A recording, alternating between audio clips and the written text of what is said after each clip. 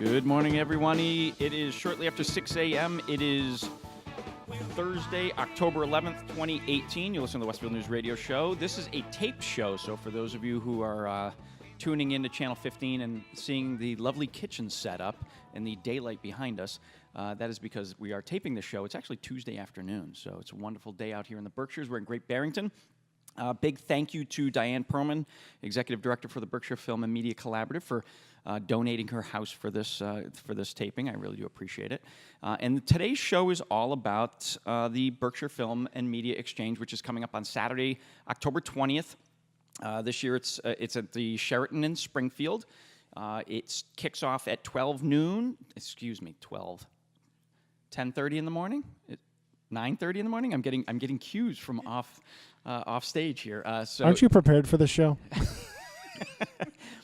So it kicks off at 9:30 in the morning at the Sheraton over in Springfield.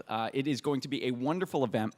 My three guests this morning are Berkshires-based writers, screenwriters, production people, and two of the members are members of Diane's board of directors for the Berkshire Film and Media Exchange. So good morning, ladies and gentlemen.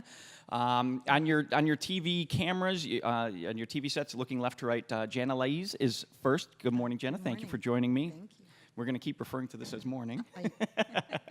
Sitting next to you is Barbara Newman. Good morning, Barbara. Thanks again for coming. And Jeffrey Diamond. Some of you may remember Jeffrey. He was a guest on this show about a year and a half ago, right? About a year and a half. Exactly, yeah. So, about a year and a half. So thank you very much to the three of you for participating in this and talking about the Berkshire Film and Media Exchange. We're just going to go around the room. Just give us a little bit about who you are, where you came from, what you're doing in life, and, why you've settled here in the Berkshires. Jana, let's start with you. Wow, okay. Well, I came to the Berkshires in 1986, long, 32 years ago. Wow. From where? From New York. I was a refugee resettlement caseworker in New York City, and my budget was cut, and I lost my job, and I only stayed in the city because I loved my job. So I decided to move to the Berkshires and open up an Asian artifact, an antique store, Wow, which neat. then I didn't like doing, and I've been writing forever, and I just started, writing. And So were you born and raised in New York? I was. Oh, interesting. Yes. Up until 86, and Up then you till- relocated so to I've spent Berkshire County. more than half my life here. Yeah. Very good, very good. And Barbara, how about for you? I moved to the Berkshires also from New York in 1999. I wanted a place that I could raise my children in that had nature and culture and just really interesting people. And I needed to get away from the life I had, which was pretty intense as a creative director in the New York advertising world. So I came here, I went freelance, I still do that work, and I'm also working on a documentary film and a young adult novel. You've also done some other film and video work too, correct? I have. Very good. We'll come back to that. Okay. A little different wildlife here in the Berkshires than New York City, right? Well, yeah. It's wild. It's wild. It's a different wildlife. Well, yeah, it's different wild, a different kind of jungle. Too for sure. funny. Jeffrey, and how about for you? Well, I too started out my life in New York, and my wife and I bought our first place in the Berkshires in 1981. We commuted back and forth on weekends for a long time, but we really became Berkshirites in the mid-1990s. That's when we moved up here. Permanent, full-time. Basically full-time. I would commute back and forth to New York. I was a television news writer, director, producer. And so I was based in New York. My kids grew up here. And we came here because our lives in New York were really crazy. And the hours were really crazy. And we had two boys and a golden retriever. And we lived in a small two-bedroom apartment.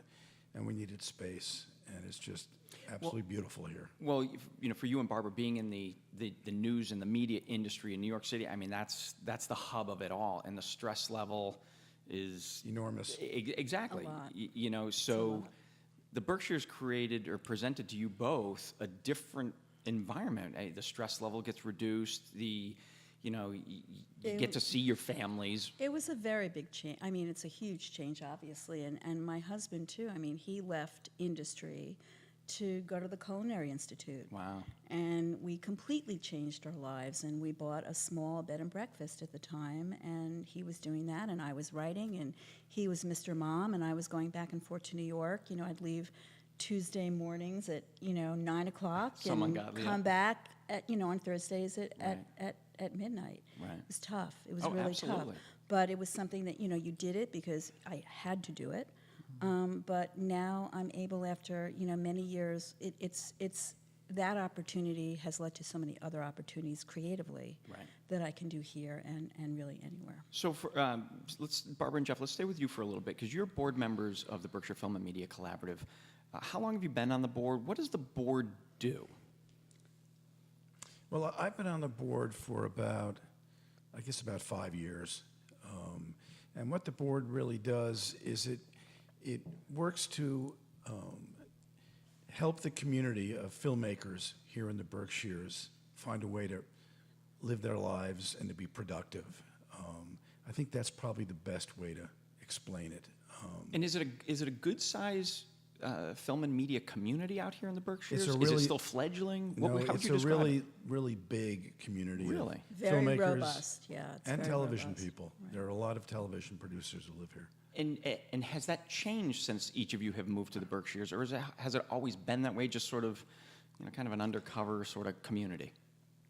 Well, when I first moved to the Berkshires, I was working for an executive producer on 2020 who lived here on the weekends, and he kept telling me and telling my wife that, you need to find a place to unwind. Right. And that's how we got here. Berkshire County will do that, absolutely. Right. So the community that is the film and media community, do you see a lot of your contemporaries, your coworkers, the people you deal with in the industry, taking advantage of technology and getting out of the city? Absolutely. I And mean, it it's doesn't even have to happening be out of New everywhere. York. It could be out of LA, out of Chicago. Yeah, Just, I mean, Boulder, has become a huge, hub Really? for people in filmmaking, and I think you can go anywhere. I really do with the technology, and I look at this. exactly. We're sitting in somebody's living room. We this joked about morning. that, That's exactly. right. This morning I was writing scripts. I was in my pajamas until 2 o'clock.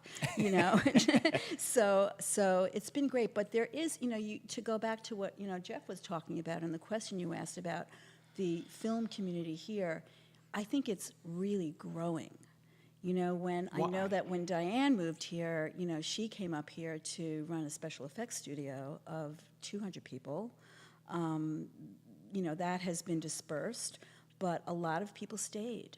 And there are a lot of things going on that you wouldn't believe what's Right. going on here. There's people writing movies and making movies and editors, and it's quite I have learned spectacular. a tremendous amount about the industry just since I've gotten to know Diane in the last 3 or 4 years. And I know the tip of the iceberg, because there's so much going on in basements and spare bedrooms and small offices throughout, not just Berkshire County, but even through Franklin, Hampshire, and Hamden County, and Right. just on the other side of the hills from here.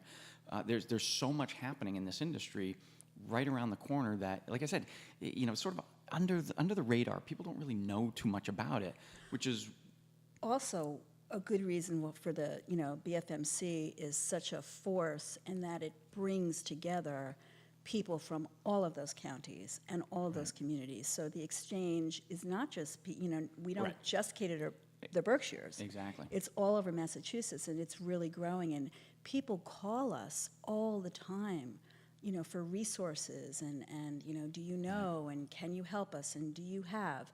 And the answer, well, Diane rarely says no.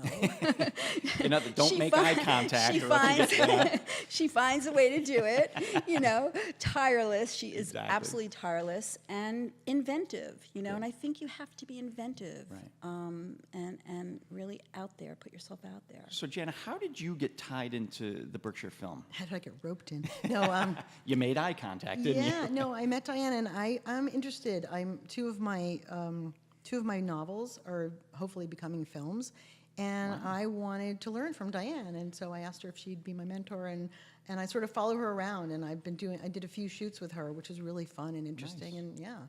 Well, So- Diane, as we all know, is a good producer, a well-respected producer in her own right. Yes. A tree, a rock, a cloud. I got it right this time. Beautiful. So, so you have some screenplays and some writing that you're hoping to become feature films or short films, long form? Feature films. Feature films. Wow. Yes, yeah, I've been honing them and writing them and working on them. For how long?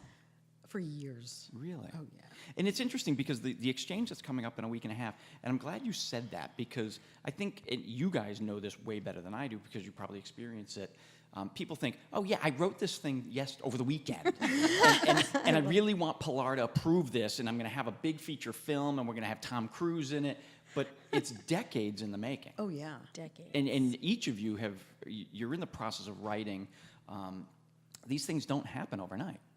Jeffrey, you've got 2 novels under your belt, a third one that's basically done, and a fourth one that's on its way. When did you start that process? 8 years ago. 8 years ago. 8 years ago. Wow. I think that's pretty good, actually, to I was have gonna all say of that that. in 8 years. I Exactly. mean, that's formidable. Now, Barbara, Really, for your writings, what's the time? I mean, Well, it's interesting. It's Everything is my writing different. it's very different and it's very scattered because I'm doing I'm still freelancing in the ad world and I'm writing content for brands and doing mini docs for brands and coming up with naming of products and brand personality and Right. all of that. You talk about character development. Brands have personalities Exactly, too, and I right. have to sort of create that. So that's sort of one part of my head. And sometimes and then I'm working on developing, and this has been a labor of love. It has been a passion project of mine for many, many years. I'm working on a cultural documentary about the American cowgirl. And it's really something that has, I was just inspired by their, tremendous spirit, their authenticity, their passion. And so it's an ongoing project. so Ongoing. the cowgirl is a real thing. I always thought that was just folklore. It's a real thing. So She's because as real as they get. because we really, grew up with the cowboys and That's Indians, right. but and you always Well, that's it. I mean, nobody talks about the cowgirl, and especially now. I mean, in the way things are with women right now, there's no better time to celebrate these very courageous women. They are just out there doing the work. They are ranching. They are land conservationists. So you're talking and about it's amazing. current day cowgirls, or are you Current talking day- about well, the history of the? It's probably 30% historical, and the rest would be 70% present day. It's really funny. I was asked to judge the Miss New York Rodeo America contest. Was this out of the New York State Which, Fair? and I'm going actually in 3 weeks. I'm going to be a judge. I mean, that's like, wow. I don't know how that happened, but You made eye contact with I made somebody. eye contact, but it's been just it's people don't realize. I mean, talk about writers, the writers that come out of that world, Right. who write about nature and place and the work. Right, And what it takes to wake up every day and sleeping under the stars. I mean, it's magical. Right. It's absolutely magical and so inspiring. Where are you in the timeline of this project? Well, Is it all up here, or is no, it, no. okay. We've filmed a lot. I've been to Montana, and Wow. Montana was our first shoot many, many years ago. Mm. So Montana, Wyoming, Texas, California, Nevada. One of my most wonderful shoots was at the Elko Poetry Gathering, the National Cowboy Poetry Gathering. So you talk about writers, and these people get up there and write about life in the West. Wow.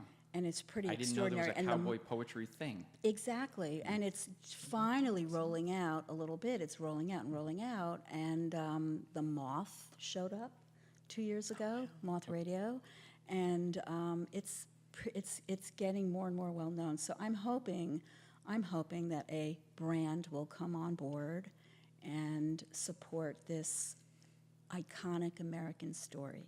Very good. Very good. So I'm writing that. Now, as well. and Jenny, your books were they originally books? Yes. Okay, so they're So being I- morphed into screenplays. I've morphed them into You have. screenplays. Yeah. Yes, And I I have wanted to ask you- two go ahead. novels. Well, I have so many novels, and I write children's books too, and I write a lot of different things. I'm sort of, I guess, eclectic or ADD. I don't know, something like. I have no genre. I'm not genre specific, but I have two books. One is about Elizabeth Freeman, who was a slave, who sued for her freedom and won here in the Berkshires. And then I have another story of my story as an unhappy teenager in New York who meets a family of refugees, and it really changes all of our lives. And that's, it's called Weeping Under the Same Moon. If memory serves me right, there's a production that's being talked about a woman, an African American slave in the Berkshires. Mm-hmm. Is this the same project, or is it something different? Yes, that's the one. Wow, Yes, very good, very yeah. good for you. And where are you in that process? It's all a process right now. It's just a long process. Wow. I'm actually really focusing on Weeping Under the Same Moon right now because I'm really working on that script.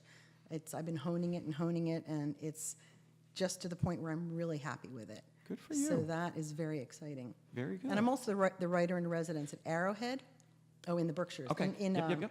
Herman Melville's home. Very So I nice. get to sit at his desk and do all this writing. So I have to ask you a question Yeah. about your non-specific genre writing. Yes. So what different types have you written about?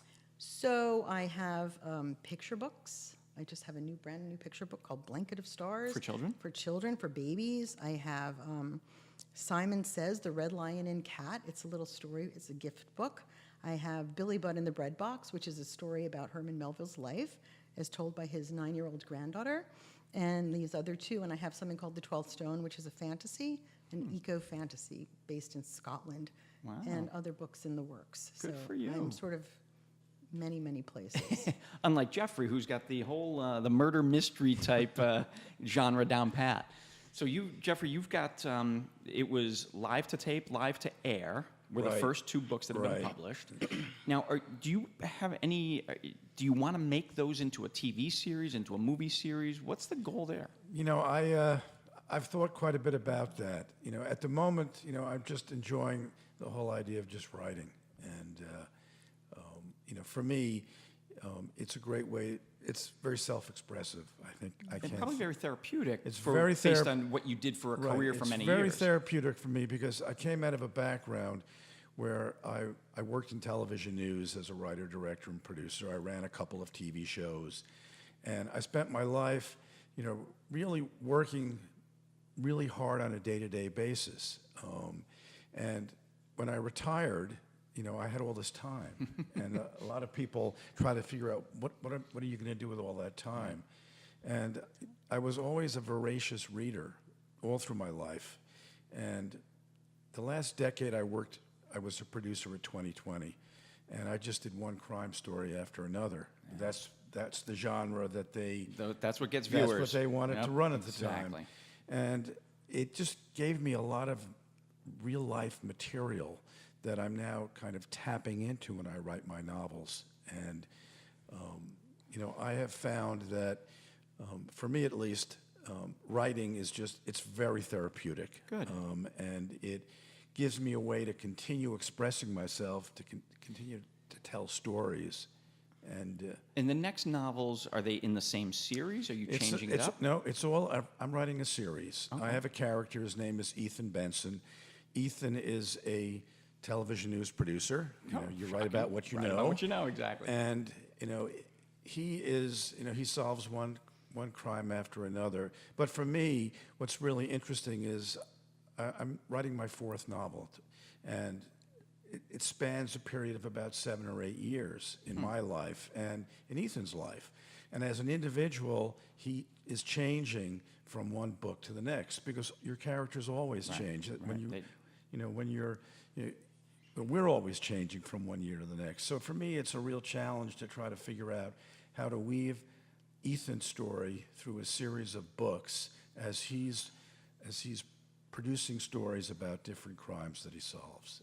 Your character is still working in the news industry. He still works in the news industry. And solving crimes. Right. Okay. And it's very interesting for me because the technology keeps changing. So I have to stay abreast of all the changes in the technology. And You know, we were talking a bit about, you know, being able to work up here. Well, you can. Right. I mean, you can, and as a television producer, you can work from up here as well and file your stories online. Do it When from I finish a book anywhere, now, yeah. and I'm trying to find an agent, or I'm sending it to a publisher, I click on my computer and the Yeah. book just flies off Into the ether world, right? Right, it's quite amazing. What I find very fascinating about our first segment is the 3 different types of writing that you guys are doing. To me, I would love to get in your heads for like 20 minutes just to understand the process.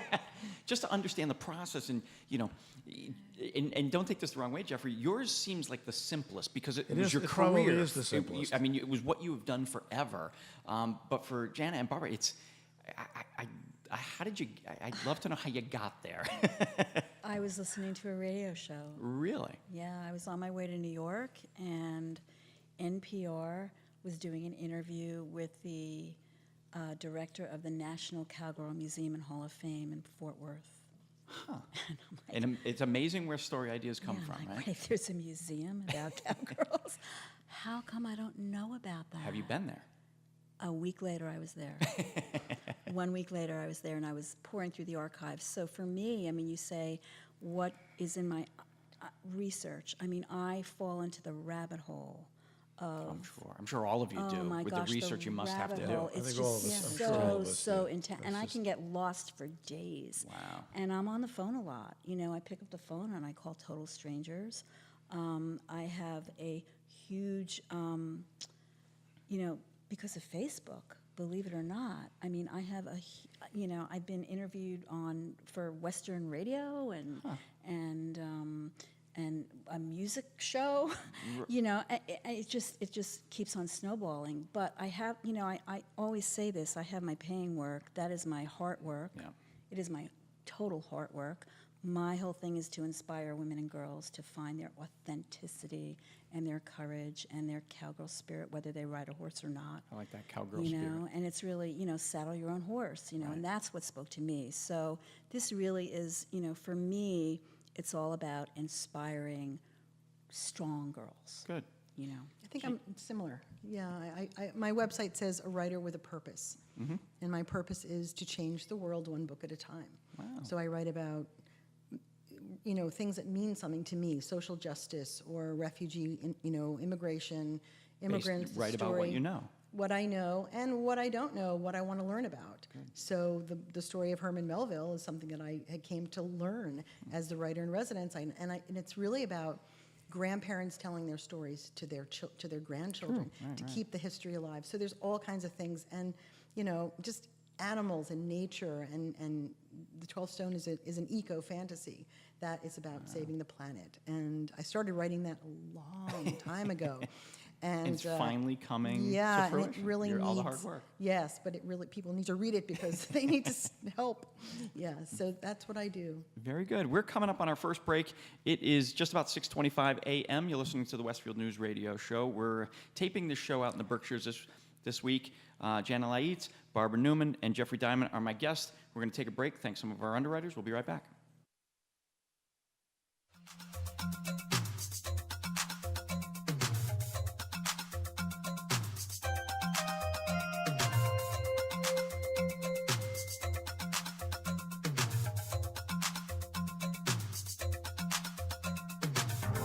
No more running down the wrong road, dancing to a different drug.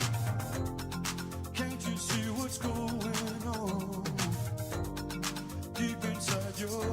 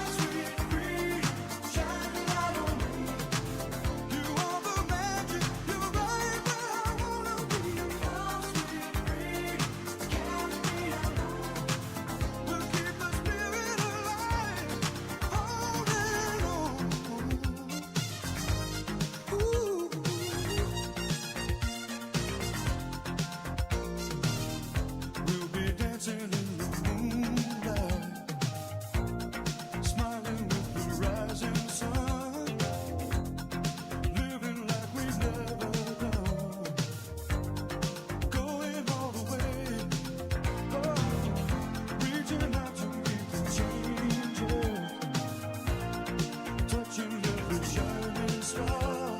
The light of tomorrow is right where we are.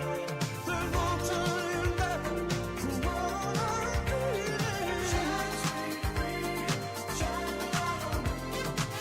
You are the magic, you're right where I wanna be. Shine, sweet breeze, carry on. We'll keep the spirit alive, on and on.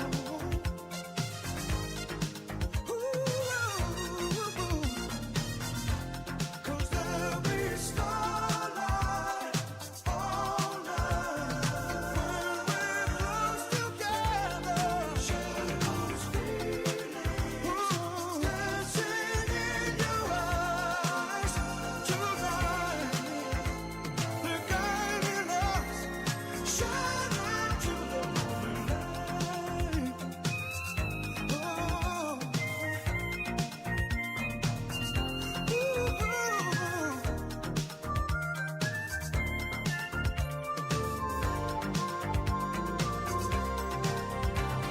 Shine, sweet breeze, shine the light on me. You are the magic, you're right where I wanna be. Sweet breeze, carry me on. We keep our spirit alive, on and on. Sweet breeze, shine the light on. You are the magic, baby. Sweet breeze, carry me on. We keep the spirit alive, on and on. Sweet breeze, shine the light on me. Yeah, yeah, yeah. We'll keep our spirit alive, on and on. Sweet breeze, shine the light on me. You feel the magic,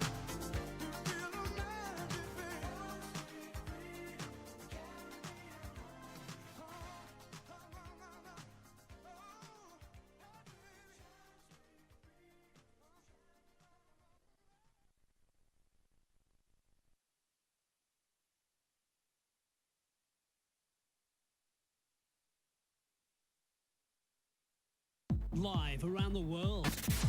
You're listening to the Westfield News Radio Show on WSKB 89.5 FM Westfield. Here's your host, the owner of the Westfield News Group, Patrick Barry. Good morning again, everybody. Just about 6:30 a.m. Thursday, October 11th, 2018.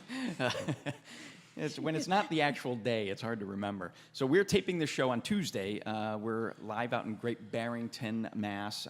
Diane Perlman, executive director of the Berkshire Film and Media Collaborative, has been kind enough to donate her kitchen for this taping, so thank you, Diane, for that. And we're talking about the Berkshire Film and Media Exchange, which is coming up on Saturday, October 20th, so it's a little more than a week away. Tickets are still on sale. You can go to the Berkshire Film and Media Collaborative website, purchase your tickets there. It's going to be a wonderful, wonderful day. Each year of the exchange, it's been a little bit different. This year is again unique. We have Diane has recruited Pilar Alessandra, a script supervisor from Los Angeles, from the Hollywood fame, and she's coming to town. She's going to put on 2 educational seminars. The first one is script and character development, and then in between that and her last one will be Fred Fierce from Fierce, Kane, and Bloomberg Attorneys in Northampton. They will come in and talk about the legalities of owning your script and presenting your script and things like that. And then the last educational point that Pilar will put on is pitching. So if you do attend, you can, and you have a script in mind that you want to get some professional advice, we are creating a time period where you can get up and you can pitch your script to Pilar and get some professional feedback on it. So it'll be a lot of fun next Saturday, October 20th, beginning at 9:30 a.m. at the Sheraton in downtown Springfield. So it'll be fun. But we are live to tape back here in Diane's kitchen. Jan Alaiz is Barbara Newman, and Jeffrey Diamond are my guests this morning. Again, thank you all for joining us. I really do appreciate it. Pilar is going to come to town next week and talk about, the first segment is script and character development. The 3 of you are writers. The 3 of you are very accomplished writers. the three of you have done very different writing amongst the three of you. John, let's start with, where did your characters come from? Did you have somebody that you could bounce the ideas off of? Did you create an outline? I'm not a writer, so I don't know even where you start with this stuff. So, Weeping Under the Same Moon, which it's really fictionalized memoir. It's about my life as an unhappy teenager, and I see a news report that is about the boat people, refugees, and I decided to take action. So I wrote this novel, and I wrote it in the first person from 2 points of view. One is the Vietnamese girl, May, and the other is the American girl, Hannah. So transforming it into a script was very, very challenging because it was really like the book is written sort of in thought processes, and I knew that I had to do a lot of dialogue and action. So I'm on my, I don't know, 7th or 8th iteration of this script. Wow. It's been going on, and I think I've gotten it to a point where it's good, and I've shown it to some people, and they like it. And now, when you say shown it to people, do you mean shown it to friends and family, shown it to professionals in the industry Yeah. that have kind of given you really started good... off with Right. friends Okay. and family, and then gone to professionals. Wow. And so, and it's up to the point where I think it's ready. But again, when Pilar's background is so amazing that I would love to show it to her, or at least Are learn. you going to come out and pitch it? Yes, I'm going to come out. Well, I don't know if I'm going to. Come on. Yeah. Pitching. Yeah, that's what I want to learn about pitching because Well, that's what the first segment is, right. It's a It's real an. art. I think it's a real art, and it's It's a little scary. I think. Right. I mean, I've been in sales and marketing my entire life, and it's been honed into me since I was in college. Elevator pitch. You got 2 minutes. Mm-hmm. And that was always a sales thing. But in looking at what you three do, it's no different. You got to get that idea across in yeah. a short period of time that somebody can understand what you're trying to do, and what your work is trying to accomplish, and you got to get them to say yes or no. Right. Well, even when people say, "What's your book about?" Right. and I say, "Oh my God." Zombies from the center of the earth. Yeah. Well. mhm. It's a log line. Right. Yeah. I need a log line. I need to create that. I don't even know. and- What's a log line? It's a very succinct, maybe 6 or 7 or 8 words describing the outcome. concept. The concept. Well, Yeah. yeah. What The people story. will take away, the story. The story. I've never heard that phrase Very before. hard to write. Yeah, it's kind Very of like hard to write. well, Is that very similar to like a tagline? you're For a right. product? Brand marketing, Yeah. right? Could be.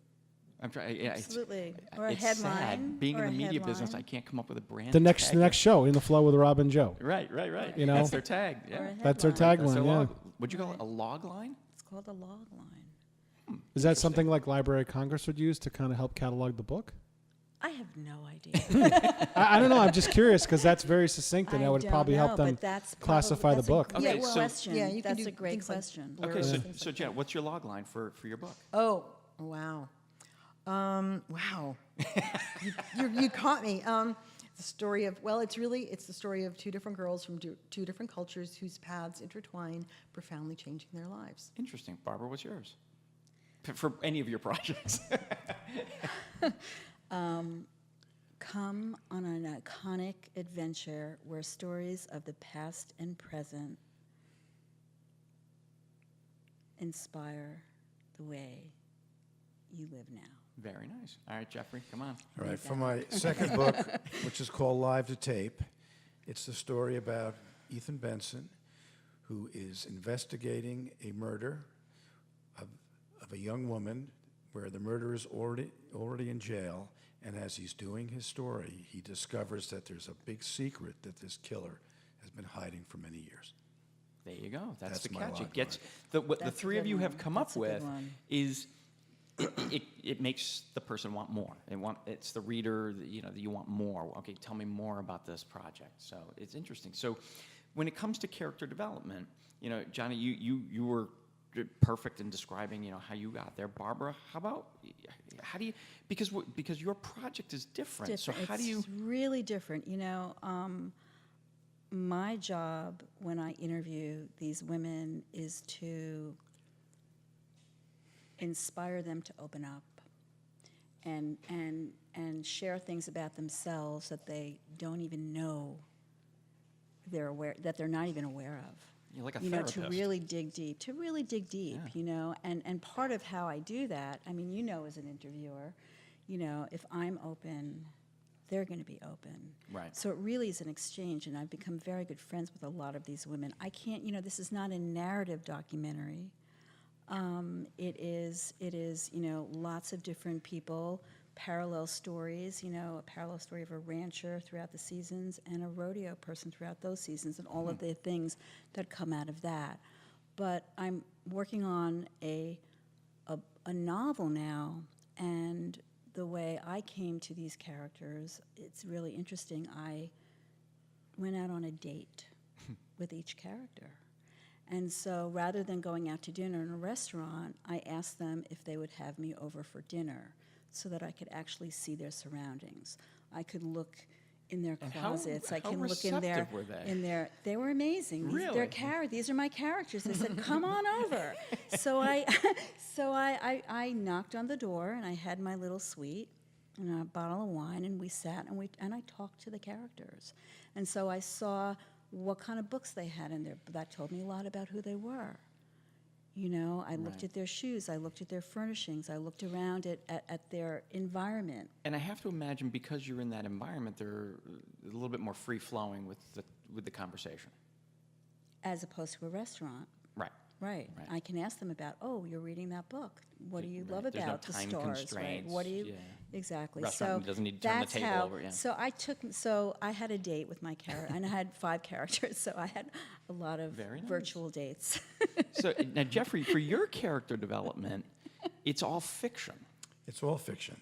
So, but based on your history of your career, where did the name come from? Where did I mean, I kind of get it, but I don't. You know what I mean? Well, it's so interesting. When I first started writing novels, I came out of this nonfiction background as a television producer, Right. journalist, and I don't know where the name came from. Ethan Benson just seemed to be the right name for my character, and I don't remember how I dreamed it up or where I dreamed it up, but Ethan is. He was, when I first started writing, he was basically a blank page. He was just this character. And there are lots of other characters in my book. They're all basically modeled on many of the people that I worked with. But Ethan himself had to kind of grow from inside of me. I mean, it's hard to explain, but I get ideas for Ethan sometimes at the weirdest times. And Well, I'm sure as writers, you guys all in the same boat. Things just come at you at odd times, and you just jot it down. right, exactly. That's what happened with me. But now I'm 4 books into Ethan, and my wife Amy is constantly kidding me because we'll be at a party, we'll be having dinner with friends, and I just get very quiet. And she knows what's going on in my head. I'm working creating a out a scene in scene. my Yeah, book. exactly. And she'll ask me after the evening's over, Jeff, what was Ethan doing? Oh, that's funny. When you weren't talking. And she knows me very well. And, Ethan's my alter ego now. And half my life I spend as me, and the other half I spend as funny. Ethan, trying to figure out what Ethan's going to do next. You're like the in his next life. Ian Fleming, right? Your It's alter just ego very, is Bond. it's all, every writer is different. And they approach creativity differently. I have that experience too. But, So let's go backwards for any of your projects. When you first start thinking about it, where do you start? Do you just grab a blank piece of paper, create an outline? Like, Ethan Benson, investigative journalist, whatever. Where does it? How do you get the idea out of your head, off the ground? Is it an outline that you do? Is it you just jot notes down on a paper and start morphing it into a story? Where do you? They're start? all shaking their head no.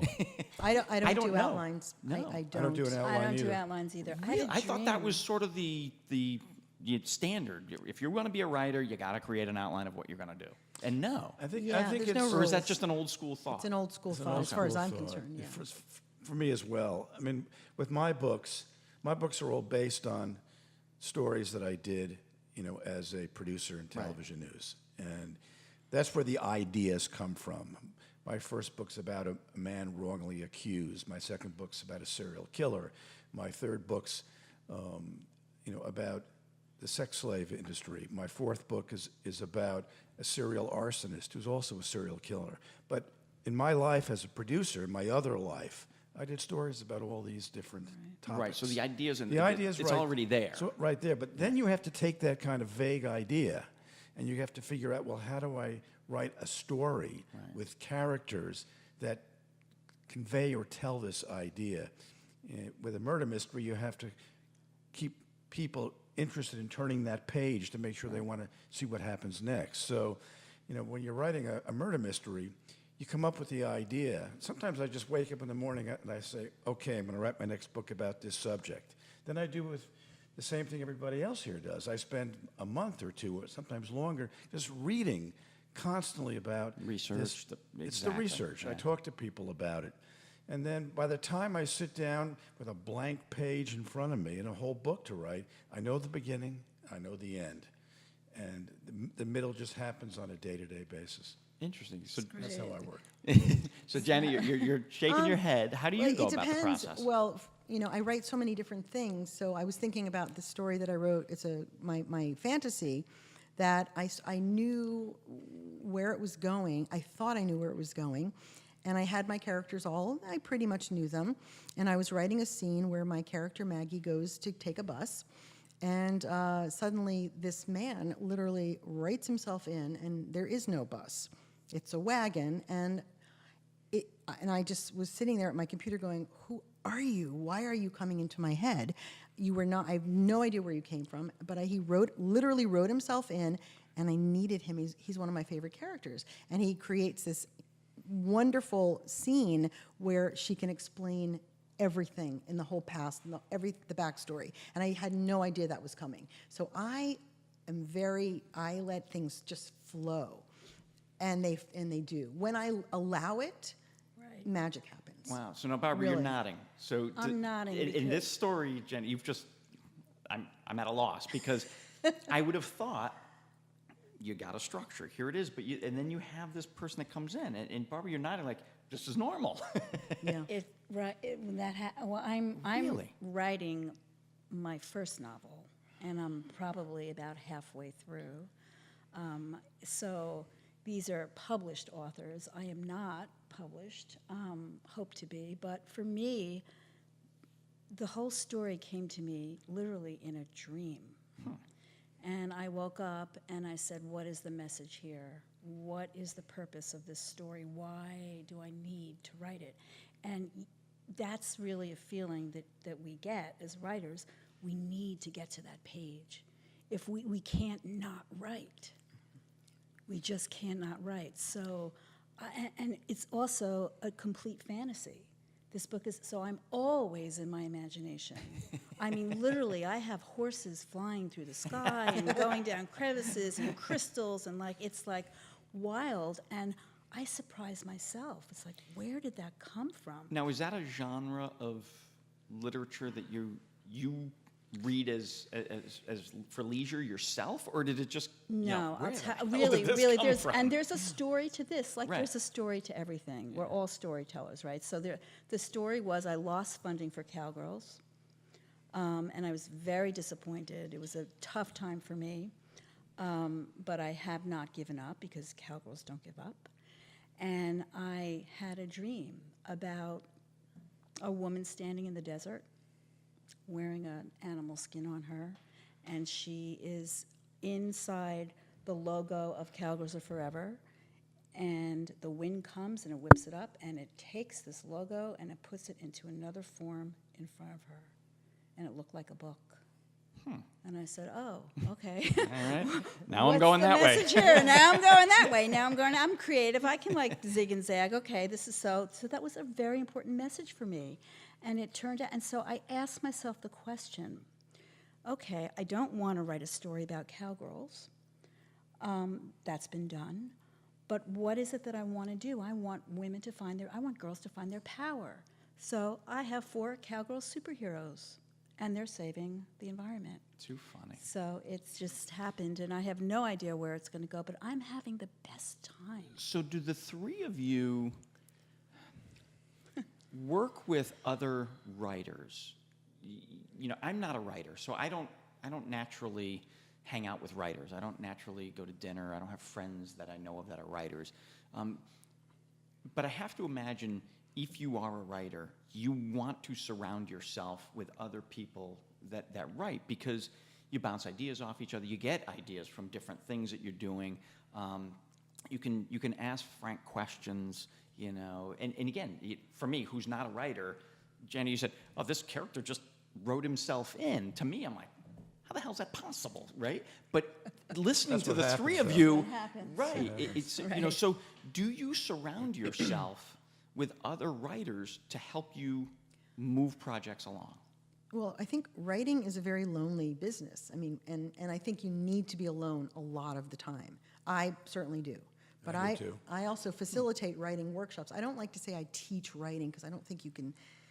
I don't teach writing. I allow people to come in, we share stories, I give prompts, and I don't really do critique groups or anything like that, because unless someone comes to me personally and says, "Would you critique this or edit this?" I'll do that.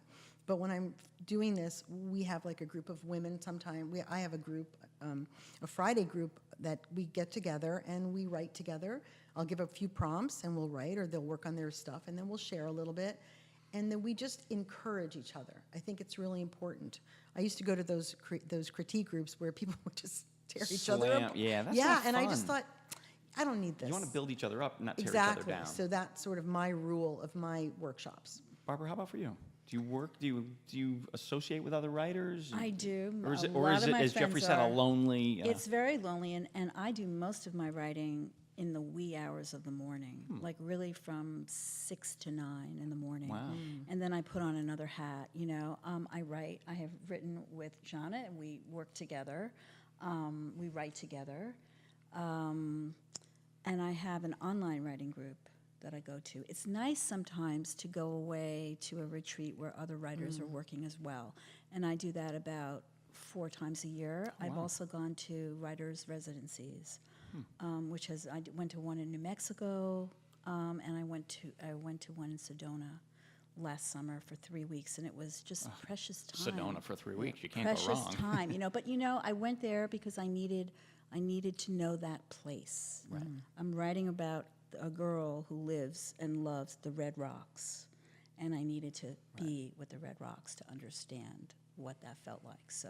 Very good. And Jeffrey, how about for you? Well, that's a really tough, for me, this is a very tough question to answer, because when I was working in television news, I was surrounded by writers every single day. But that was a different type of writing. Different though. kind of writing. But as a novelist, you know, I do it all myself, really. And, you know, it's a lonely job. It's me against the computer every morning. Right. And that's how I work. But, you know, I do hang out with writers. Right now I'm hanging out with Michael Crichton. I'm just reading one Michael Crichton book after another. Right. And, So you're having coffee with him in the morning. Right. You know, it's, you know, I just finished Timeline, and I'm about to start, It's a great. But you Airframe. learn things from reading. Right. Absolutely. And you know, I'm a voracious reader. I have in my entire life.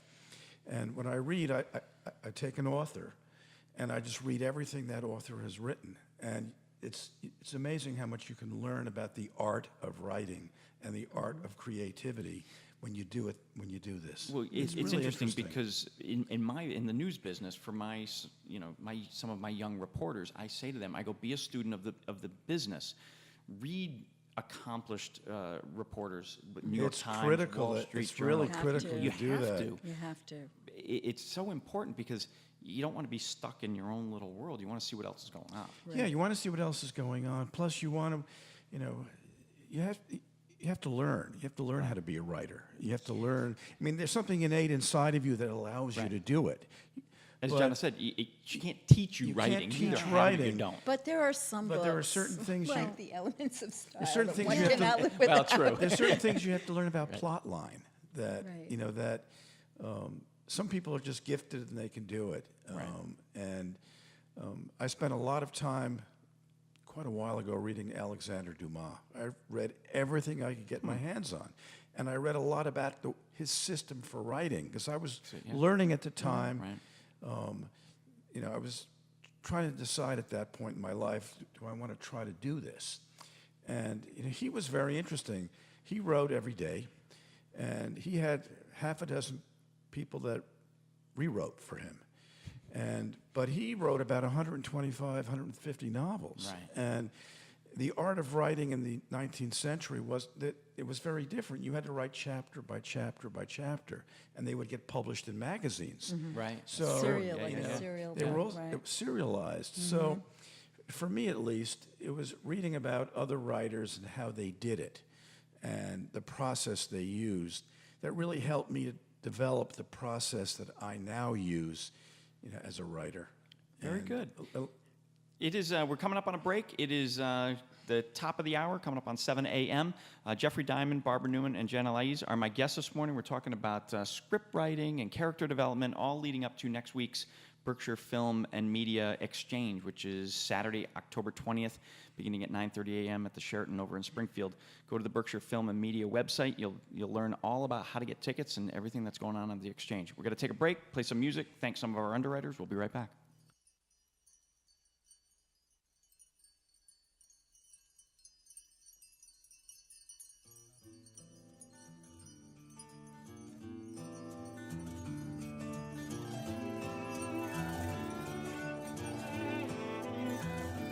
Well, I built me a raft if she's ready for flow. Oh, Mississippi, she's calling my name. Catfish are jumping, that paddle wheel bumping. Black water keep rolling on past just the same. Oh, black water keep on rolling. Mississippi moon, won't you keep on shining on me? Oh, black water keep on rolling. Mississippi moon, won't you keep on shining on me? Oh, black water keep on rolling. Mississippi moon, won't you keep on shining on me? Yeah, keep on shining your light. Gonna make everything great. Mama gonna make everything alright. And I ain't got no worries, 'cause I ain't in no hurry at all.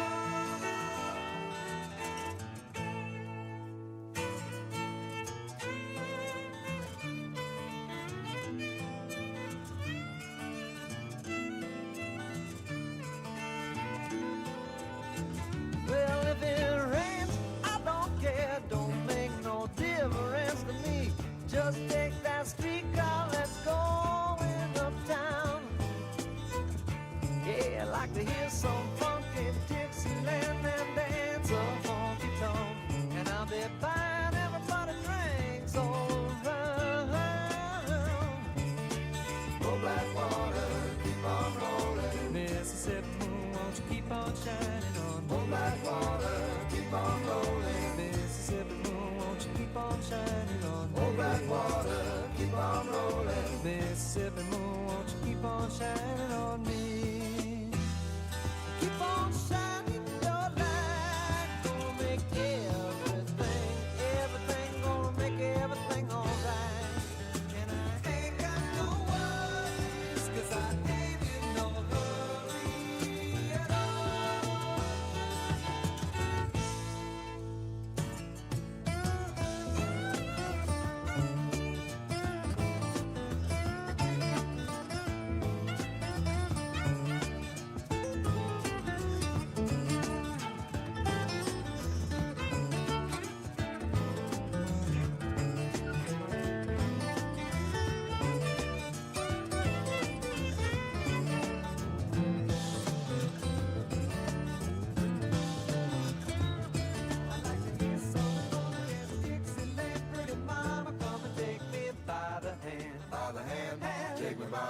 Pretty mama, come and dance with your daddy all night long. I'd like to hear some funky Dixieland. Pretty mama, come and take me by the hand. By the hand, Take me by the hand, pretty mama, come and dance with your daddy all night long. I'd like to hear some funky Dixieland. Pretty mama, come and take me by the hand. By the hand, take me by the hand, pretty mama, come and dance with your daddy all night long. I'd like to hear some funky Dixieland. Pretty mama, come and take me by the hand. By the hand, take me by the hand, pretty mama, come and dance with your daddy all night long. I'd like to hear some funky Dixieland. Pretty mama, come and take me by the hand. By the hand, take me by the hand, pretty mama, come and dance with your daddy all night long. I'd like to hear some funky Dixieland. Pretty mama, come and take me by the hand.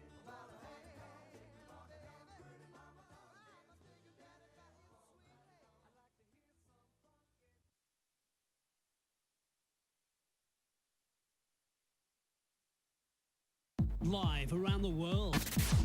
You're listening to the Westfield News Radio Show on WSKB 89.5 FM Westfield. Here's your host, the owner of the Westfield News Group, Patrick Barry. Good morning again, everybody. Just after the 7 a.m. hour, Thursday, October 11th, 2018.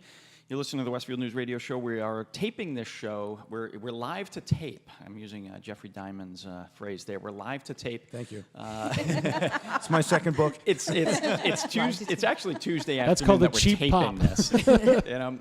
But we're out in the Berkshires. We're in Great Barrington at the home of Diane Perlman, who is the executive director of the Berkshire Film and Media Collaborative. She's been kind enough to lend us her kitchen for a couple of hours to tape today's show, because today's show is really all about the Film and Media Exchange, which is coming up next Saturday, October 20th, over in Springfield at the Sheraton. Starts at 9:30 a.m.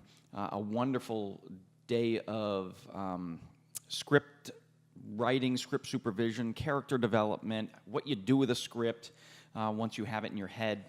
So it's going to be a wonderful day, October 20th. Go onto the Berkshire Film and Media Collaborative website, look up more information. You can purchase your tickets there because it is happening in a little more than a week. So anyway, without further ado, we're back here live. It is shortly after 7 a.m. Jeffrey Diamond, Barbara Newman, and Jen Alaiz are my guests this morning. Thanks to the three of you for joining me. I really appreciate it. The first couple of segments have just they've been. I'm not in the industry, so they've been very, very interesting to me. But Jen and I had this little side conversation during the break about writing, and I said earlier, I go, you can't teach somebody writing. And then the four of us were, well, you can, but I said, but you can't teach creativity. And that's when Jana said, wait a minute. So share us the story you just shared with me during the break. So you can't necessarily teach creativity. And as I said, I don't teach writing. I mean, I probably could. I facilitate workshops. But in terms of creativity, I had a man come to me private lessons. He wanted writing lessons. And I said, okay, sure. And he was in the financial world. He just retired, and he'd never written anything in his life. And he wanted to, and he said, I have no creativity. I don't know what to do. And I said, okay. So I started working with him, and I gave him some prompts. And they could just be very, very creative, just a sentence starter. Right. The room was dark, or there were so many. I have many, many prompts. And I gave him a prompt, and I said, okay, I have 10 minutes. And he said, oh my God, what do I do? And I said, "You're right. 9 minutes. You're Keep right. going." You go inside yourself, and you tap into that imagination, which everyone has." And he did, and he came out with a story, and he said he could not believe it. He said, "I have never written anything creatively. I am all about numbers, Right, financial guy. And he said, "You have just blown my mind wide open." And now he's just writing. And so it's there. So let me ask the three of you. So what was the moment in time where you had that epiphany of that story, that financial guy that Jenna was talking about? What was that moment where you said, I want to write, or I know I can do this? Barbara, or was it something you did as a kid? I was 7. Really? Or 8. I was young. I remember I was young, and I was walking down the street, and there was a box of spilt milk sitting on the sidewalk, and I don't know why, but I went home and I wrote about it. And I got really detailed about the color and how the sun was shining on it and how there were bubbles and how it smelled and it was sour and it was, and maybe this milk was needed and how did it get there? I mean, I said, I like this. I can do this. So I actually, when I went to school, in college, I studied journalism. I was a double major in journalism and film, and never really thought about writing books as for a living. Right. But Interesting. yeah, I just knew that writing was. What was your moment, Jeff? Well, it's a really, now for me, a very difficult question to answer because I went through a bunch of different phases before I got to what I'm doing right now. But for me, the beginning was really pictures because, I used to think in terms of pictures, and I was a director. And I used to try to tell my stories through the images that I shot.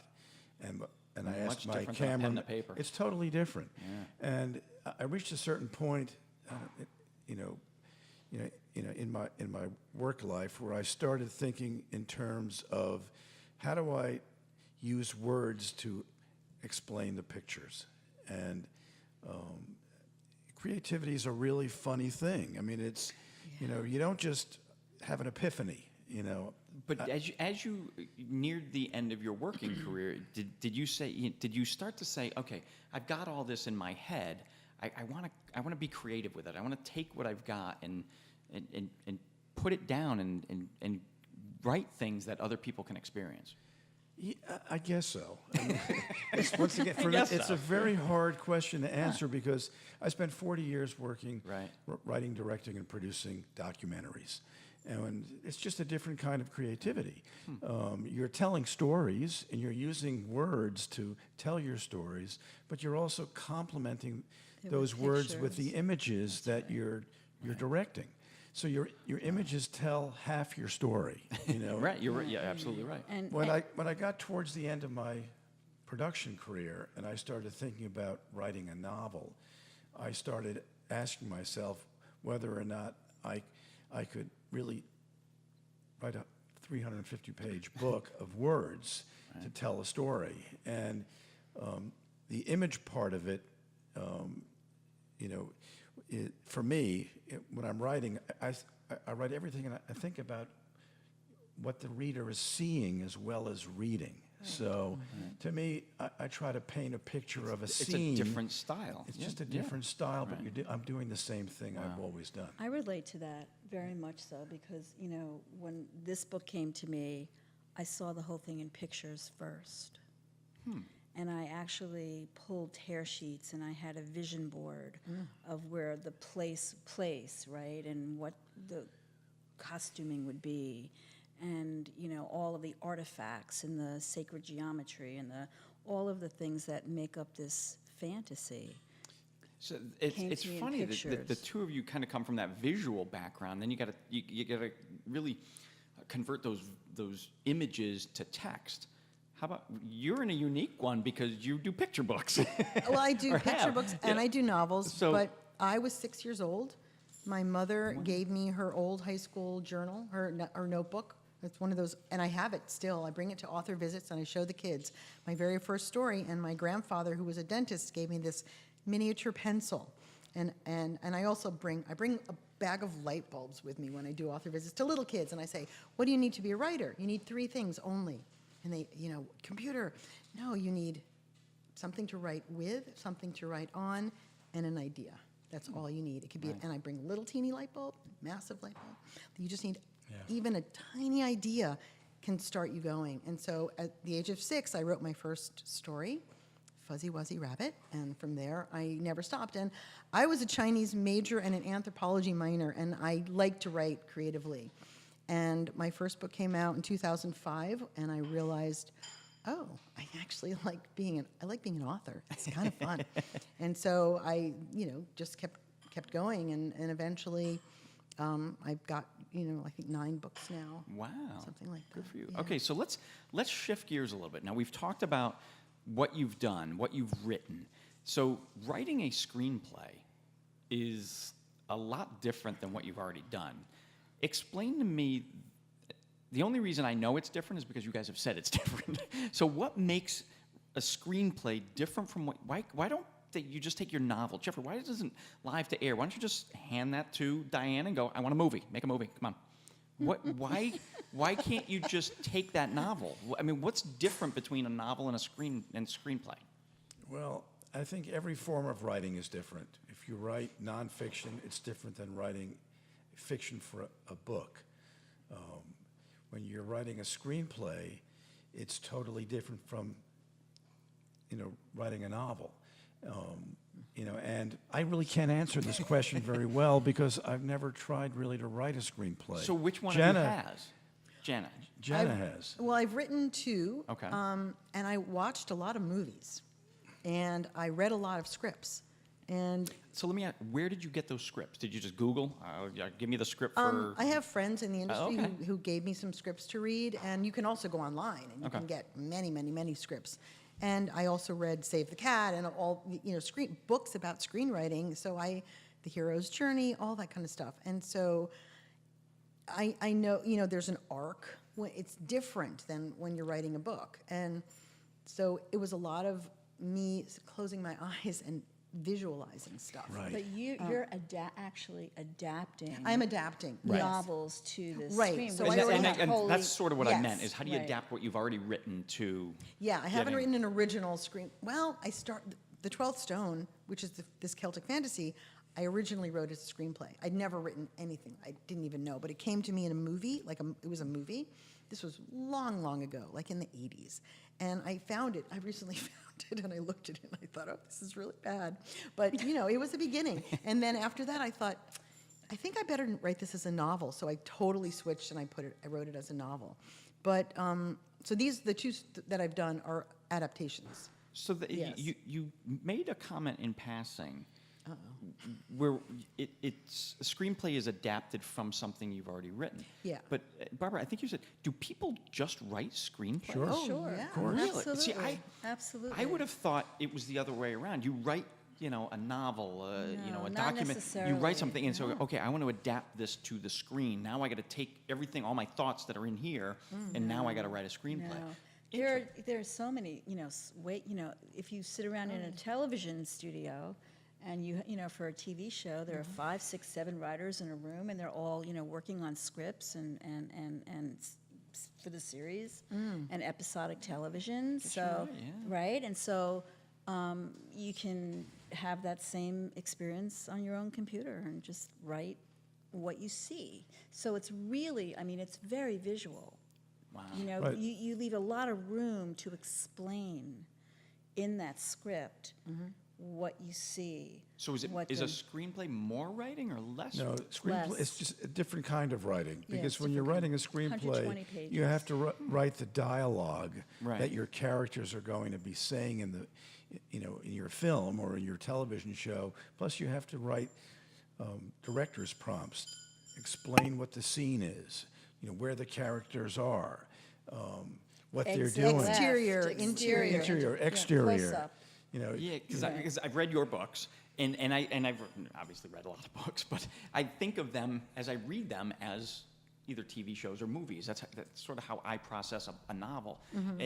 But I don't think of, okay, director does this or shot from this, but that's all what's in a screenplay. Right. Sometimes you read a screenplay and you'll get a director's prompt. The camera starts very wide and it starts to move across the scene as it's taking place, and then it zooms into a person on a horse. And I'm just And making then the it all dialogue up. starts or something. Right. Okay. Exactly. And the music comes up, right? Sound effects, all kinds of. I've never written a screenplay, so We're all learning. you're always learning. But So, Janet, for the screenplays that you've done, have they ever morphed into production? Not yet. Working on it. Fingers crossed, right? That's why I'm going to this, Right. the October 20th yeah. Now, Barbara, you've had things. Well, You've it's had interesting. video created. I have video creative. I've done a lot of very short films. Some are 2 minutes, some are 3 minutes, for brands. Many times they want storytelling that will not be on television now. Of course, the internet is Right. is such a great platform for these for this kind of storytelling. So I've done that for a very long time. Commercials, I know it seems like it's a 30-second There's a lot of work that goes into a 30-second spot. a lot of work, or 60 seconds. I mean, I remember at the time when you could write a 60-second commercial and you could buy the media for it. You really think about it, that is a combination of, it's the intersection of psychology, business, and art. Right. All coming together to tell a story. Exactly. And to inspire somebody to Because you go want somebody to and buy that product. to buy that product. Absolutely. So, but what's so interesting is, so yes, those are scripts. So I write, Like the mini audio, scripts, yeah. the audio on Right. one side of the page and the video directions on the other, and then it's the same as going into a movie. You cast it, you choose a director, you film it, you edit it, you color correct it. You do the music for it, the soundtrack, the voiceover. So it's just a mini movie. Wow. Now, Jeffrey, you haven't done a screenplay yet, but is that on your your goals or on your something you want to get done? I would like to, to have one of my books made into a movie. I think every author dreams about doing that. Let me ask you though, because you just said you'd like to see one of your books made into a movie, but because of what you're writing, is it more geared towards like a TV serial? It could like be. I mean, it's SVU or whatever they're called nowadays. Sure, I don't even know. sure, it could be because it's it's a series of books and a series of stories about the same character, but translating that into a screenplay, is a tremendous skill. Right. I can't think of another way to put it. I don't know if I have that skill. Well, that was where I was going to go with this. So would you take your ideas and take your novels and recruit somebody that's done screenplays and say, okay, Yeah. For a series. Some people do that, Okay. and that's probably what I would have to do because I'm not sure I could teach myself how to write a screenplay, and I just don't really know. I mean, it's a different art than Right. writing a novel. It's a totally different art from writing a script for a documentary film. right, which Barbara, you've done those. Right. I've done zillions of documentary films. And did you write the scripts for those too, or Well, when I was working, in television news, I worked mostly at 2020. I worked a while at Dateline, but I did one documentary after another because that's what you do when you work in commercial television. But as a documentary producer writer, I would write the scripts. I would direct the cameras in the field. I'd create the images. I'd figure out what the story was, and then I would synthesize the whole thing in an editing room. I was just going to once say, once the I had all editor my is the writer. elements. right, exactly, yeah. The So editor is it's really the writer. just a different kind of writing. It's all the same thing. I just made a documentary in the spring and early summer. We actually made it with Diane. The two of us made it, but it's called You Have a Voice. It's about young women and the concept of leadership and civic engagement. And we interviewed 5 characters, 5 women, for the film, and they tell the story through the interviews that we did. It's a 17-minute film, 16 and a half minutes, and my characters tell the story. There's absolutely no physical writing on my part. Other than the leading questions, right? Other than doing the questions. Now, that's a different kind of writing, though, because what I had to do when I had to figure out the documentary was I had to take the transcripts of 5 interviews.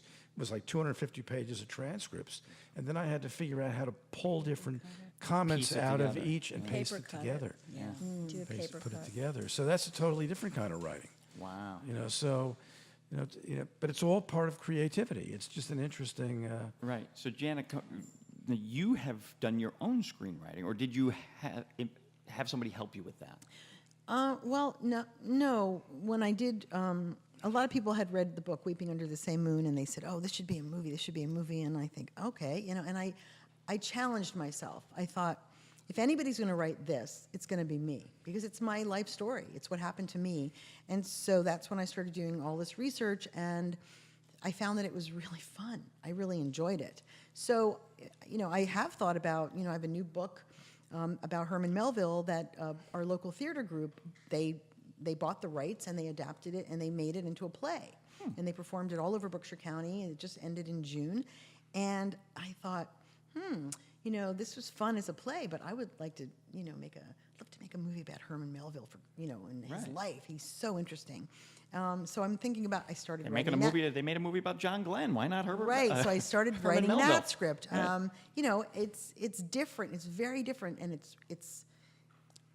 I'm much more comfortable with writing books, with novels and chapters and things like that. So but it takes me out of my comfort zone and it stretches me, and that's what I love. So before we head to our next break, each of the three of you are in different phases of your life and of your career. So you are a published author. That's your living. That's what you do. I'm working on it. But and Barbara, you have another role that pays the bills, and the writing is sort of your escape. It's what you love to do, but you have that other side. Jeffrey, you worked your life. Now you're in retirement, and you're writing for fun, for lack of a better description. Could you have ever done what Barbara is doing or what Jan is doing? Kind of balance the two things. Probably What makes not. What Barbara makes has you to- think I'm balancing anything? Patrick, you don't know the television news business very well, do you? No, not really. But and then I'm just going down. So Barbara, do you think you could can't answer just, do you think you could just I want to be a full-time, devote all my time and energy towards producing my writing, or getting my writing going? That's the goal. Right. I mean, that's really what I would like to do. I mean, I would like to do nothing but finish producing and directing this documentary, which I think is an important American story that hasn't been told, and it's part of me at this point. Mm-hmm. And I want to finish the book and perhaps have that be adapted to a show or a film. I want to write. I want to be just creative, whatever. And just so you know, I just left teaching 2 years ago. So I've been teaching Wow. while I was writing Okay. for I didn't know years and that. years. Okay. Yeah, I'm an ESL teacher by trade, and I worked for years here in the Berkshires. And doing two things at once, basically. Yep. Wow. And I just took a big leap 2 years ago, and I thought, I just got to do this writing thing. But I supplement my time. Like today, I was in North Adams doing an author visit all day long with sixth graders. They'd read one of my books, and we did writing, and we did discussion, and that's how I make my living. Besides Interesting. selling books, which I go to the, do. I go to fairs, I go to book shows, I do all kinds of stuff, and yeah. It is. It's a lot of work. And that you just took the words out of my mouth. It is a lot of work. And for any young aspiring writer that's coming up, unless you're, I don't even know the right descriptive phrase for it, but unless you've got that golden ticket, that just who's the woman who wrote Harry Potter? Oh, J.K. Rowling. Rowling. J.K. I mean, and I think a lot of young writers think, I'm the next Rowling, I'm going to write a book, and become a billionaire. But that's not the case. That was And a Jeffrey, fluke. you're over there like... That was an amazing. It was historical what Right. happened there, and she was rejected 80 times. Really? Oh, Yes. yeah. Oh, I didn't know Most, that. She- most writers are I could- rejected at the beginning. Yeah. Oh, she was rejected, and I tell you, those publishers are kicking themselves I'm right now. sure. I am sure. But it became a word of mouth. It spread child to child to child. It was amazing. I watched it. I was shocked. I was never a big fan of the Harry Potter Children- series. But my kids... I've read all Children of them. started My reading kids loved again. them. They My My started son, who reading never again. wanted to read, They he started started reading. I've read Oh all my of them. goodness, it was The amazing. power of a book. Right. Yeah, it's So, but and the point though is, any young writer, doesn't even have to be young in age, just young in the experience. Mm-hmm. It takes a lot. I mean, Rowling rejected 80 times before, but that's before a blockbuster. I mean, you could be rejected 80 times before you get a short poem Well, published. it's like an actress, Well, it's, I think overnight in- success takes 40 years. Yeah, right. Exactly. Yes. I think as a writer, you kind of develop over the course of time. You start writing smaller things, and you develop into other things. And I don't know. For me, writing is just something that's inside of me. I've been writing my whole life. And it sounds like that's the same thing for all of you. It's just, it's something in you. It's a need. I mean, I have It to is a write. need. I have to. You can't not write. Right, I have to write. not write. And I've been I've been like this since I was in my 20s. Wow. And I wrote a different kind of thing earlier in my life. To satisfy the need. To satisfy the need, and the need changed.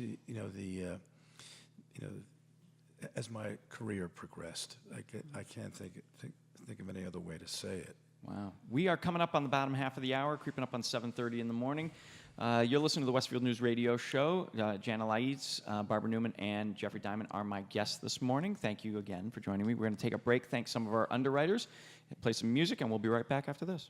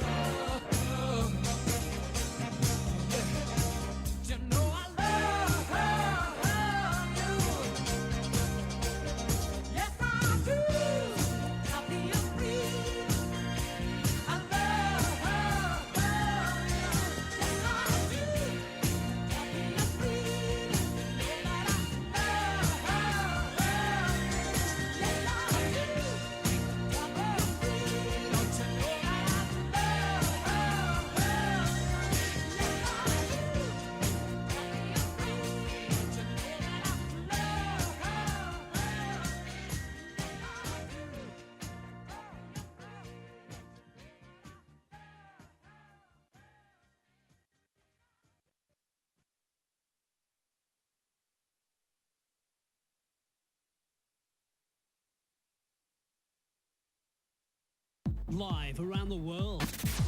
You're listening to the Westfield News Radio Show on WSKB 89.5 FM Westfield. Here's your host, the owner of the Westfield News Group, Patrick Barry. Good morning again, everybody. 7:30 a.m., Thursday, October 11th, 2018. This is a taped show. It's Tuesday, in real time, it's Tuesday afternoon. We're out in Great Barrington, Mass. This entire show, we're talking about the Berkshire Film and Media Collaborative, their annual Film and Media Exchange, which takes place next Saturday, October 20th, starting at 9:30 in the morning over in Springfield, over at the Sheraton. It's going to be a wonderful day, broken up into three real different segments. The first segment is script and character development, presented by Pilar Alessandra, who is a world-renowned script consultant. She's based in Hollywood, California, coming out here to work with the Berkshire Film and Media on this event. So as I said, the first segment is script and character development. Then we're going to go into the legal aspect of it. One of the attorneys from Fierce, Kane, and Bloomberg out of Northampton, you might recognize that name, as they are the folks that were behind Teenage Mutant Ninja Turtles. They're actually my attorney for the Westfield News Group. They're very well versed in content and intellectual properties and so forth. So they're going to do a presentation on how to present your script, how to protect your script, and so forth. And then Pilar comes back for the second block of her presentation, and it's about pitching. How do you pitch your script? How do you present your script? My guest and I talked earlier about in sales you need your elevator pitch, but that same theory can be talked about for any industry that you're in. No matter what you're doing, you need to be able to get a concise point across about what you're presenting. And Pilar is going to go through that. And if you attend and you're one of the lucky ones, you will be given the opportunity to get up and present and pitch your idea to Pilar. So this is a once-in-a-lifetime opportunity in Western Massachusetts to present and pitch your idea to a Hollywood script supervisor. So this is, if you have not bought your tickets, don't run to your website right now or to your computer right now and go online, Berkshire Film Media website, and buy your tickets, because it happens next Saturday, October 20th. My guest this morning on your TV, if you're viewing right to left, is Jeffrey Diamond. Good morning, Jeffrey. Thanks again for joining me. Good morning. Or good afternoon, whatever world Good we're evening. living in. For reality. Barbara Newman, good morning and good afternoon. Hi. And Jen Eades. And have I said your name properly? You did up until then. Yes, it's Laiz. Laiz. I said Yeah. I put the T in there. Laiz. It's okay. It's Laiz. okay. It's Sorry all about that. right. So again, Yes. thank you, Good the morning, three good of you, afternoon, good evening. for joining me. This has been a wonderful conversation for me, because I love learning about things. So learning about your world has been fantastic. So I want to spend the last portion of this show really talking about pitching. Each of you in your lives have had to pitch ideas, Jenna, whether it's pitching your picture book or pitching the cowgirl idea, or pitching your novel, whatever it might be. It comes down to getting somebody to buy into your idea. Look into your mind and go, I get it. I understand what you're trying to get across, and I want to be a part of that. So let's start left to right. Jenna, how nervous are you? How do you prepare for your pitch? Because you've had several books published, so how do you get that done? Well, you write query letters. I mean, that's what authors do. We write letters. What's a query letter? It's a letter that basically it's sort of a pitch, but it's Okay. written down. You don't stand in front of anybody and talk. You just It's not like write- Shark Tank where you go up there. No, so you write it down, you send it off, and you're looking for an agent or you're looking for a publisher, and most times you get rejected, and sometimes you don't. So, and why? What's the difference between being rejected and picked up? What's the difference? or you as the producer of the content scratch your head and go, I have no idea why this guy rejected me, but that guy picked me up. Yeah, I don't. It's always different.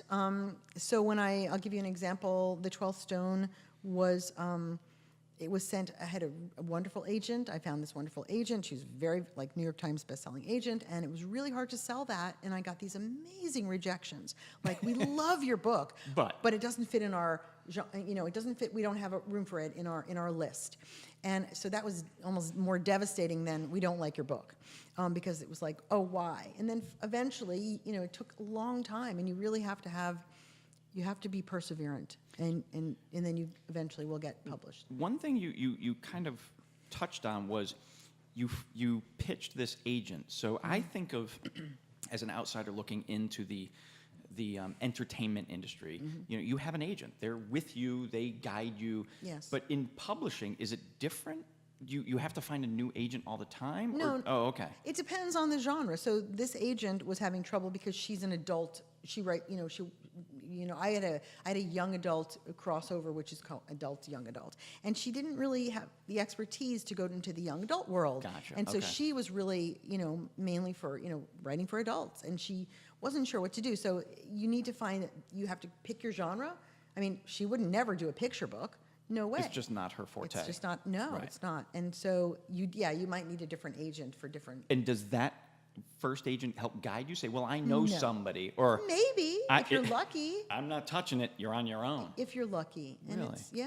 so you have to do lots of research and and maybe luck or synchronicity. think I there's don't know. Yeah. A little bit of this, a little bit Well, of that. I right? think Yeah. it all comes down to hard work and luck. Yeah. And the other third wheel of that, or third spoke of that, is who you know. Yes. Exactly. Yes. Barbara, for you, you've had, you're the ad agency world just in and of itself is all pitching. It's all It's about all the you do. pitch. So how do you get that concise pitch down? Well, I think first and foremost, you have to really believe in the work. And you have to believe in what you're trying to sell. So, that always inspires me. I think you pitch with enthusiasm, you pitch with passion, you pitch with heart. I think you have to know what you're pitching and you have a succinct story. But for me, that always served me. That served me very, very well. So I'm almost pitching myself Right. as the person who, as creator, along with the story. So, I've pitched, oh my gosh, clients and production companies and all kinds of things, for forever. It's the movie business is very different, very, very different. I did pitch Cowgirls with my partner with New York Women in Film and Television. Nine Wift had a pitch fest, and we went. And it was very interesting. We had, there must have been about 15 people sitting at a table, and it was like speed dating. And you went from one to another, to another, to another. And it was loud and boisterous, and everybody was talking over each other, but you had to, here's wipe the all story. that out You wipe and all that focus. out, and you have to focus in, and you have to inspire. Right. That's it. And you got to get the person on the other side of the table to That's get into right. your head and That's say, right. I'm with you. I love that idea. Now, that said, 6 or 7 people out of the 10 all said, here's my card. Here's my card, call me. Let's pursue. Let's pursue. Let's go to the next step. Let's go to the next step. So it wasn't a straight yes. Right. So, But at least the door But got that's cracked open. great. yes, and I practiced it. I got Right. to practice. I got to observe what resonated, what didn't resonate, and over time, I have it pretty down now. Very good. Yes. Jeffrey, for you, publishing your novels, how did you put together your pitch? How many times did you pitch it? Did you find an agent to help you out, or how did that work? Well, I did this. I did the same thing for my novels. I wrote query letters. That's what they're called, and they usually run about a page. And in that one page, you have to present your book in the best possible light as you possibly can, and then you have to target very specific agents who specialize in the genre of your book. I write murder mysteries, so I'd spent days online looking up the names of all the agents and that I could find who specialized in murder mysteries. And then I sent query letters to all of them, hundreds of them sometimes. Most of the time I just got rejected. Right. And but pitching for a novel is totally different than pitching for, in Barbara's world. Right. In my old world, pitching is completely different as well. I mean, I pitched hundreds of ideas over the course of my career, as a journalist. I'm sure thousands of ideas, yeah. And, You get the thumbs up, the thumbs down. you get the thumbs up or the thumbs down. And or when you're, come back to me with more. well, that very rarely happened because I worked in the commercial television world where you had to get things on the air quickly because you were judged not just by the quality of what you were doing, but how many shows you could get done, because a 2020, which is where I spent most of my careers, over the course of a year, had to produce 120 segments. We had about 20 to 25 producers. Just do the math. That's 5 or 6 stories per year. And so, pitching, coming up with ideas for 5 or 6 stories. I'd spend sometimes weeks, researching a story before I would put together my team and then head up to the management and then try to sell it. Right. And it was very interesting, the management of a TV news magazine like 60 Minutes or 2020 or Dateline, there are half a dozen people. And you have to sell each one of those people very quickly because they have lots of people behind you who want to come in and pitch Do the their same ideas, thing. do the Right. same thing. So it was a matter of trying to figure out, and we all have a different style of doing this, but I think that Barbara said it really well. You have to believe in your idea, you have to rehearse how you're going to sell it, and then you have to find that little nugget in your story that the managers So are going to compelling enjoy. that they can't say no. Right, where they can't say no. This has And- got to be converted into a movie because it's going to be an Oscar winner, Right, right? exactly, exactly. It's got Emmy all over What it. not to do, according to Diane. I think the big, I see Tom Cruise playing Ethan, right? right, exactly. Exactly. I like I that. have my cast list. Yes, I know. There's actually, and that's- there's another kind of pitch it's called a treatment.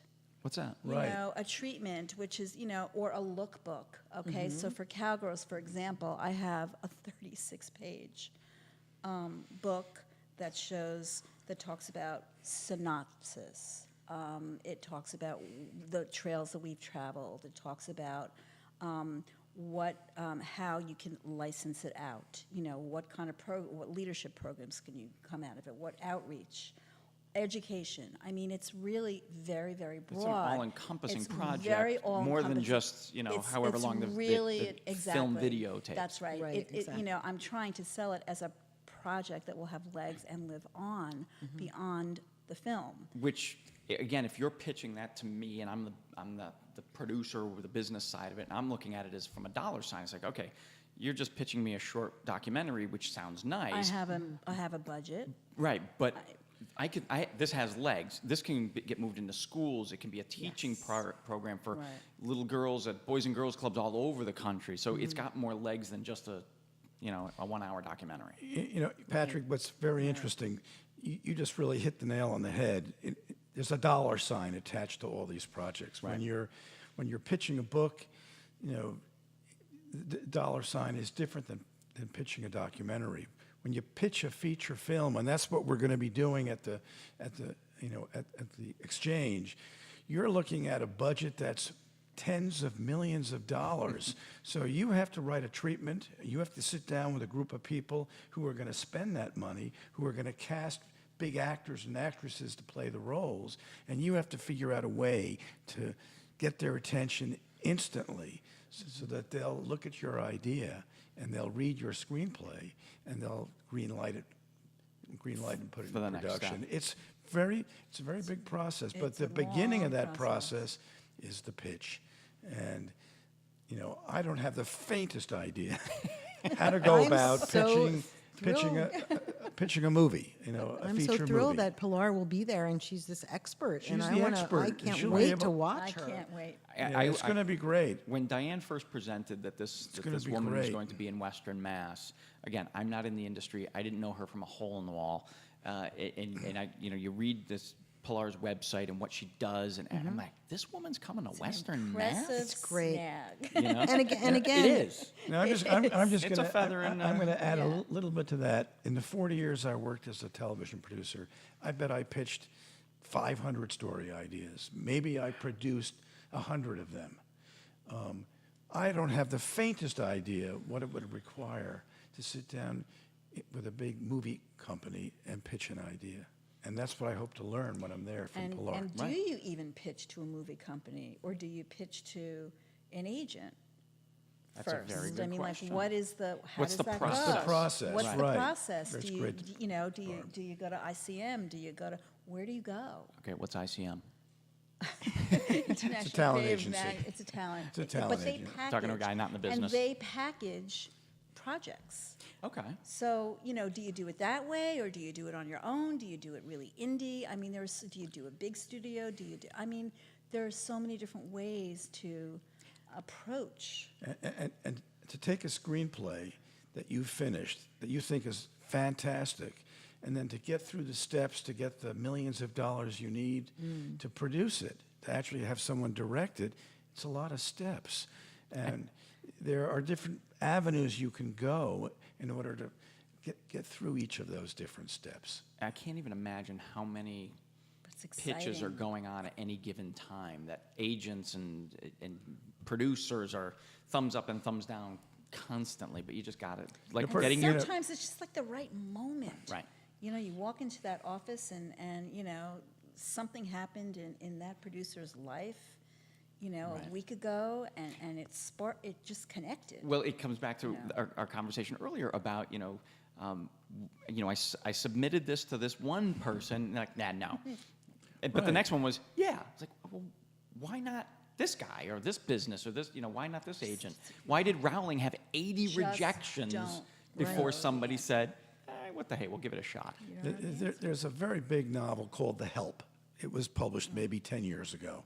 And I was just getting started at the time good book. in trying to figure out how to get Was that a movie? It was Yeah. made into a movie Okay. too. Very successful You are movie. important. But I sat down with my television agent. He was not a literary agent. And I said, Henry, help me figure out how do I get my book published?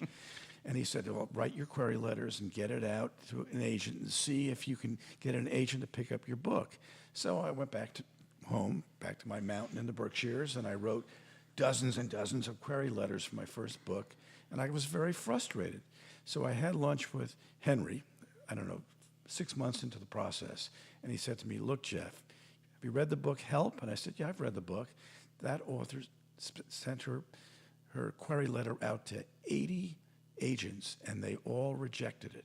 Wow. And the only reason why she got it published was because one of the agents found her query letter sitting on a pile on her desk and reread it and thought, well, you know what, let me look at this, at the book. And she read the book, she called the agent, she called the writer and said, if you make a couple of these changes and shift the plot a little bit and shift some of the dialogue, I think I might be able to place you with a publishing company. And that's how it happened. Wow. But it was a lot of work. A lot of work. A lot of work. And a little bit of luck. A little bit of luck.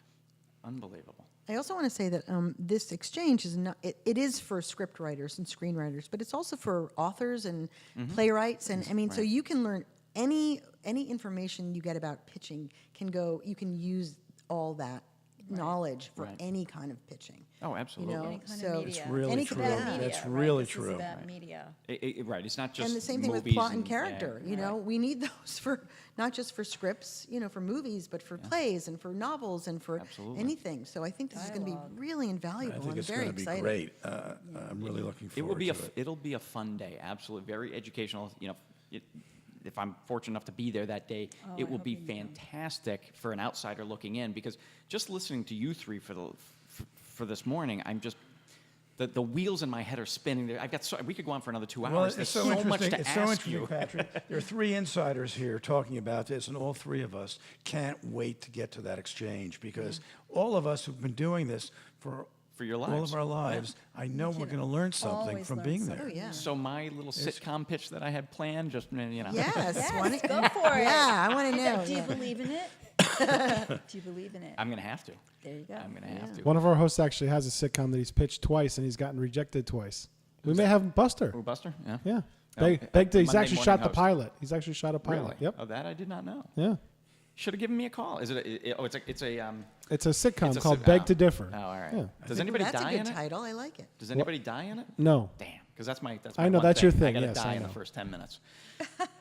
We've done it in Westfield. We've done a couple of. I've been recruited. We did War of the Worlds. We did a stage reading of War of the Worlds a few years ago. It As a radio play. Adapted to. that's- it was that's cool. fantastic. That's And great. one of those, don't make eye contact or else you're in. So I made eye contact with one of the guys. He goes, I want you in on this. I go, the only way I'll do it is if I die in the first 10 minutes.